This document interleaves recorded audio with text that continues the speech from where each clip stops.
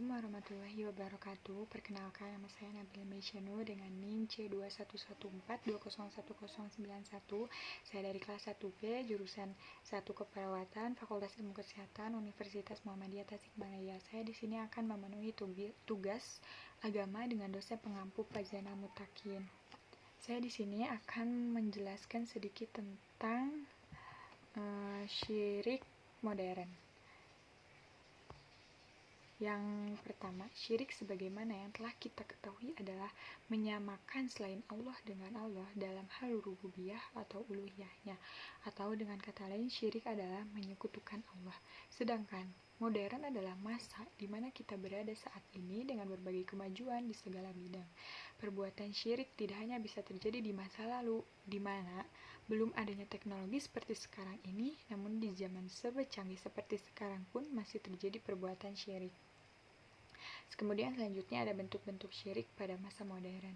Menganggap yang menyembuhkan penyakit adalah dokter, tabib, atau obat yang diminum. Padahal dokter, tabib, atau obat hanyalah wasilah atau sarana yang menyembuhkan adalah Allah, sebagaimana dalam firman-Nya. Dan apabila aku sakit, dialah yang menyembuhkanku. Asy-Syu'ara ayat 80. Menganggap tubuh tetap sehat dan bugar karena pola makan yang seimbang atau olahraga yang teratur, sedangkan hakikatnya yang memberi kesehatan adalah Allah. Jabatan yang diperoleh karena kepintaran, kedekatan, atau kepiawaiannya memanfaatkan bantuan orang lain. Jabatan diperoleh karena atas kehendak Allah. Panen melimpah karena keprofesionalannya mengolah tanah pertanian. Yang menumbuhkan tanaman adalah Allah.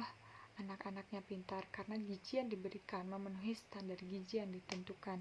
Allah Maha Kuasa mencerdaskan seseorang. Cara menanggulangi syirik di zaman modern. Ada beberapa upaya yang bisa dilakukan untuk menghindari manusia dari syirik. Yang pertama, dengan memperdalam keimanan kita kepada Allah dan Rasul-Nya serta ajaran agama Allah yaitu Islam. Kemudian yang kedua, terbiasa dengan kerja keras dan berdoa pada Allah dalam setiap pekerjaan yang kita lakukan dan mengharapkan hasil yang terbaik hanya kepada Allah Subhanahu wa Ta'ala. Kemudian yang ketiga, meyakini bahwa tidak ada kekuatan dan kekuasaan yang lebih besar dibandingkan dengan kekuasaan dan kekuatan Allah. Kemudian yang keempat, banyak mengingat Allah Subhanahu wa Ta'ala. Dengan banyak mengingat Allah, berzikir, berarti kita berusaha menjauhi atau menghindari perbuatan syirik. Kemudian, bahaya syirik bagi kehidupan manusia. Adapun bahaya syirik bagi kehidupan manusia, yang pertama, menghancurkan seluruh amal. Yang kedua, jika meninggal dalam keadaan syirik, maka tidak akan diampuni oleh Allah Subhanahu wa Ta'ala. Yang ketiga, pelakunya diharamkan masuk surga. Yang keempat, kekal di dalam neraka. Yang kelima, perkara pertama yang diharamkan oleh Allah Subhanahu wa Ta'ala. Cukup sekian penjelasan syirik modern dari saya. Mohon maaf bila ada kesalahan. Wassalamualaikum warahmatullahi wabarakatuh.